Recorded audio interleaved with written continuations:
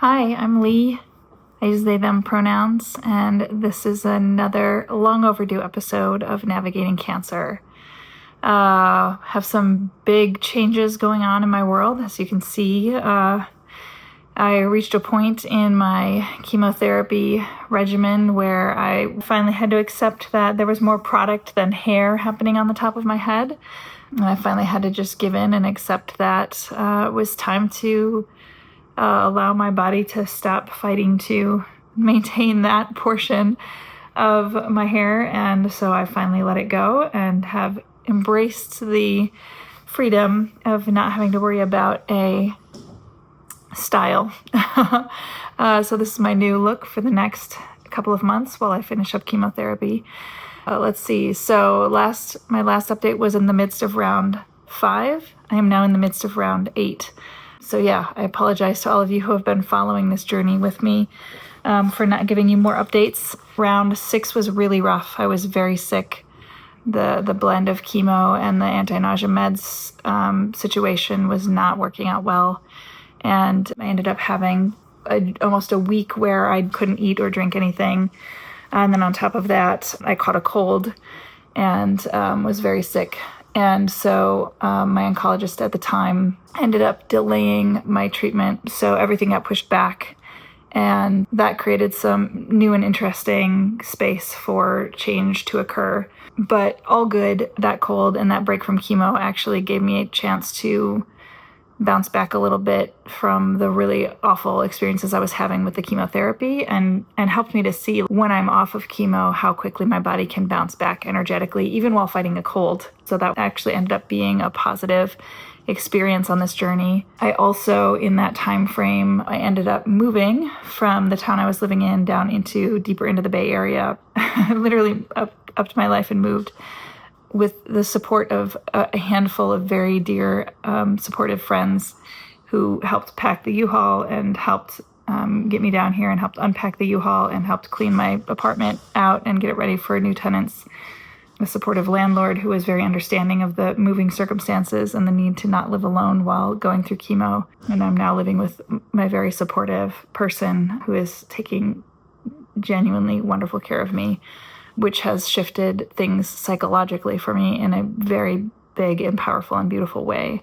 The night and day difference of going through chemo and sitting alone in my apartment with very dark, scary thoughts, and now not having to sit alone with those thoughts is very transformative and very healing and very special. So that has been a huge shift and just like night and day difference in my journey of healing. On top of that, moving into the Bay Area, I'm now working with a different oncologist who specializes in stage 4 colon cancer. So I am working with a specialist who knows my needs and my specific chemotherapy regimen. And she has incredible bedside manner and has the capacity and the intention for each of her patients to have the best care and the best support. And it is also another night and day difference of feeling incredibly supported. She has made drastic changes to the levels of the most intense chemotherapy and reduced that down so much that my side effects have minimized to the point where they're almost negligible. I mean, I still feel crummy.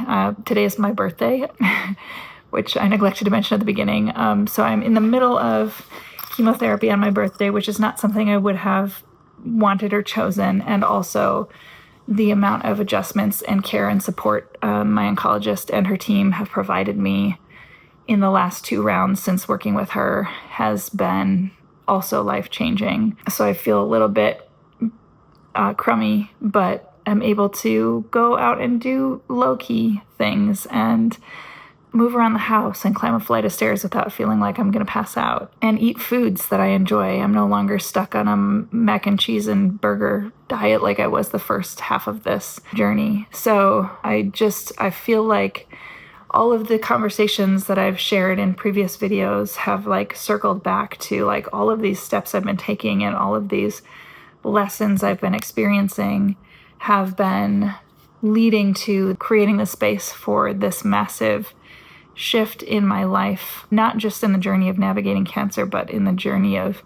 navigating my life going forward. The lessons I've been learning have been leading to this space where I get to have a life where I feel so fully seen and so fully supported because I have embraced the struggle and chosen to seek out and learn the lessons that the struggle wants to teach me and go through the hard things to work my way through the coal to find the diamonds, right? To allow transformation to occur instead of stagnation to hold me back. And because I was willing to do that work, I feel like I'm just being rewarded and blessed. And it's just been phenomenal. So that's my update on the physical side of things and where I'm at and how I'm doing. So shifting to the mental, emotional, spiritual lessons I'm gaining through navigating cancer. I've been having lots of conversations with both my person and with friends who have been following closely with me in this journey and in this process.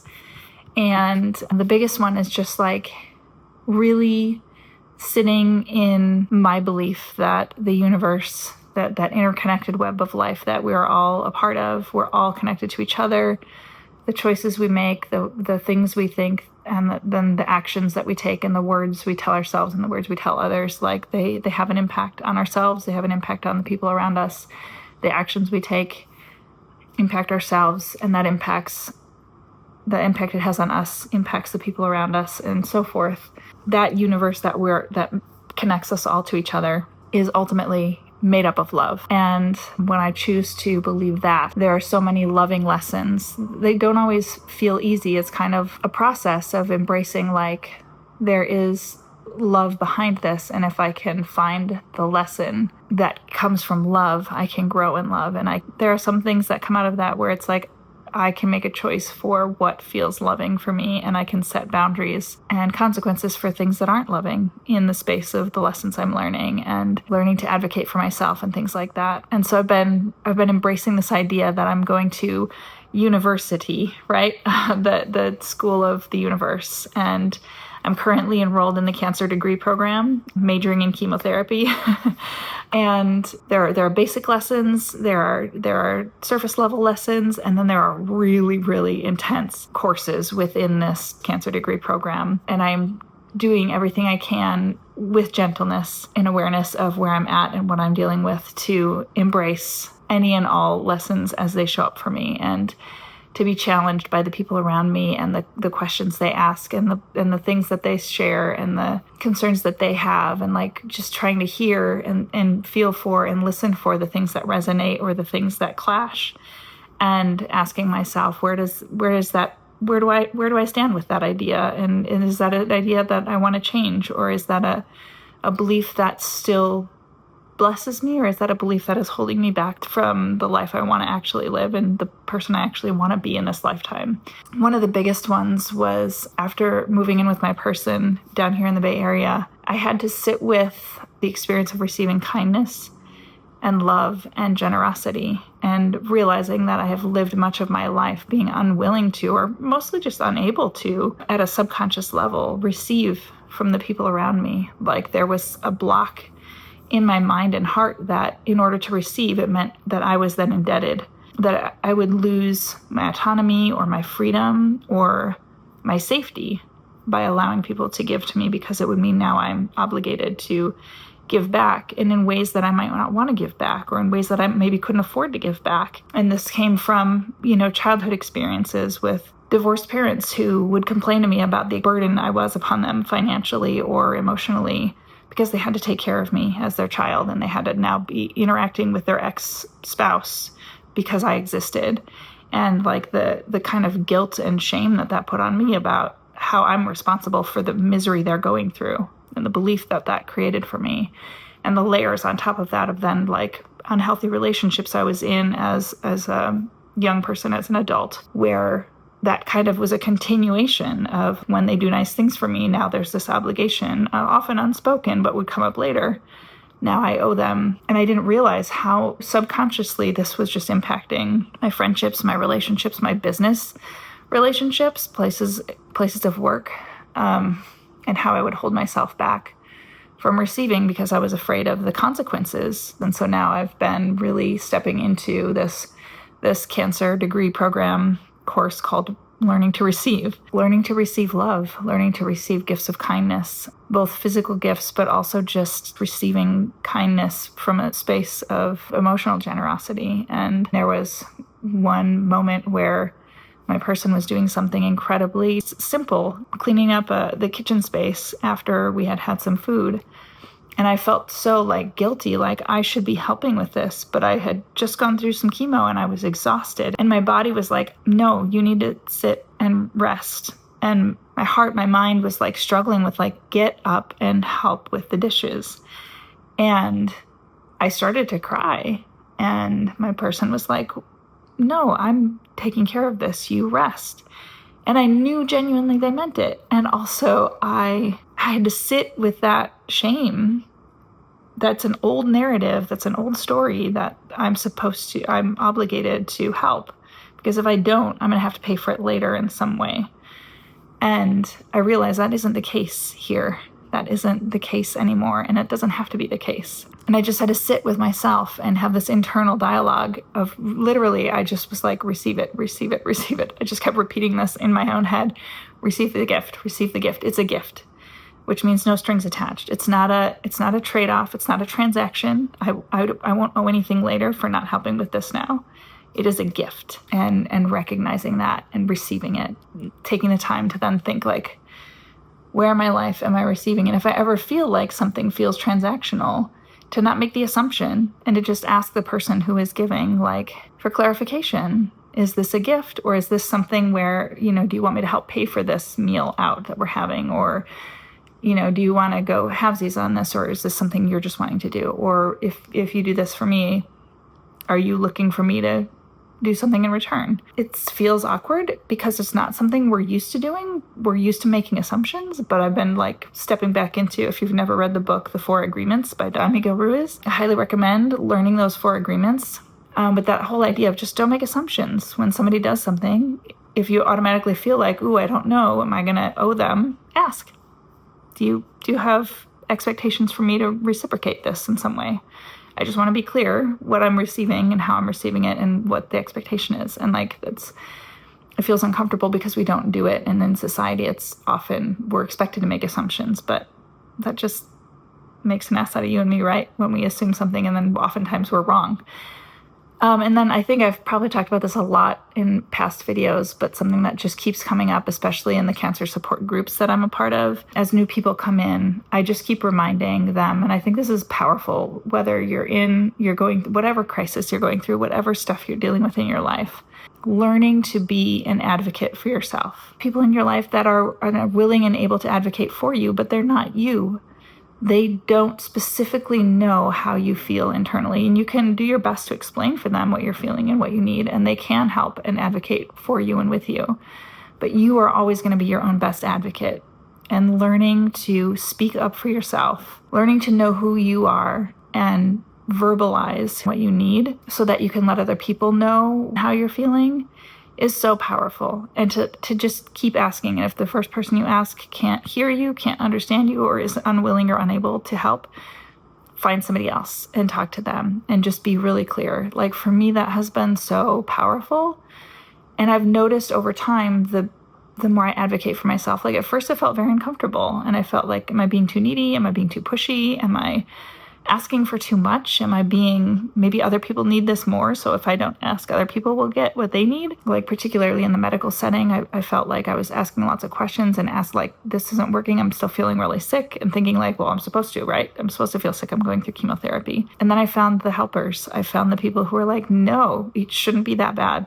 It doesn't need to feel like you're gonna die. That is not a necessary component of chemotherapy, not anymore. Maybe 50 years ago that was the case, but it's not the case anymore. We've come a long way. And it took me just continually asking different people and showing up in different places and keep saying, this is what I'm experiencing and this is what's not working. And I didn't realize when I started out on this journey of advocating for myself how powerful it was, but I've seen it slowly but surely changing me, a river over time wears away and creates a massive change in a landscape over time just by slowly continuing to flow. This process of advocating for myself has changed me.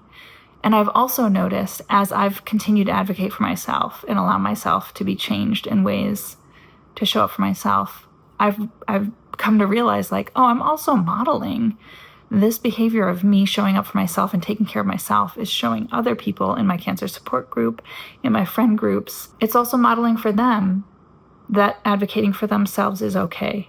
Because if I can do it, they can do it. And when they do it, it starts to create shift in their lives.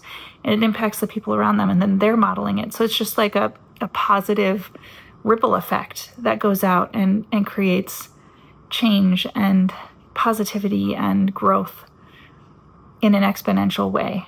And I remember it, like, thinking about this, it takes me back like over 10 years ago. I was in this personal development program, and there was somebody who was a regular speaker. Her name was AB, and I considered her a very dear friend. We had such good conversations, and I just remember watching how she lived and kind of the modeling that she did. And I didn't realize at the time that I saw her as a model of somebody I wanted to emulate, somebody I was like, God, like, AB is just so, like, confident in who she is and comfortable asking for what she needs and comfortable communicating what works and doesn't work for her. And I remember several times where I'd be faced with a situation in my life, a person who was treating me in a way that didn't feel good, or feeling stuck with a situation. And I remember several times I would just stop and, like, sit with myself, and I'd be like, if AB were in this situation, what would AB do?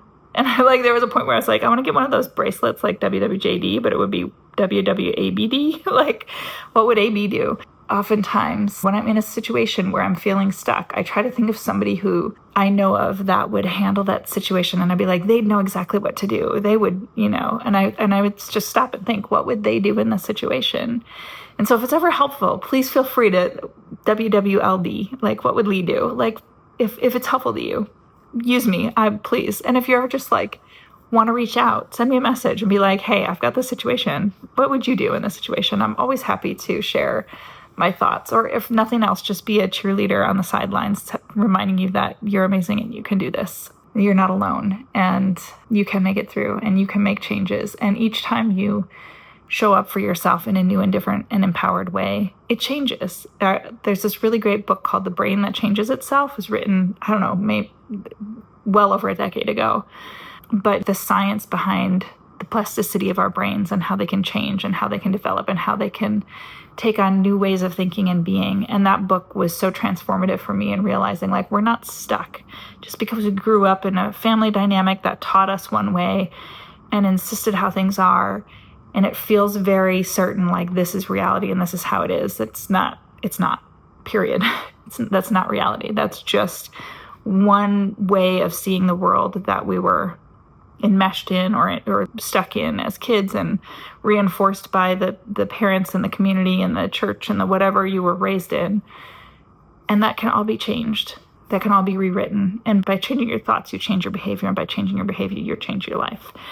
And it really does. It takes time, and it takes consistent effort, consistent changes, but it's really possible. And like I always say, you're not alone. I'm here. There are others here. We're in this together. So keep showing up for yourself, and keep finding people who inspire you to love yourself better and to show up for yourself. And let's keep navigating the hard things in our lives and make the world a better place through it. And with that, I will leave it there until next time. I love you.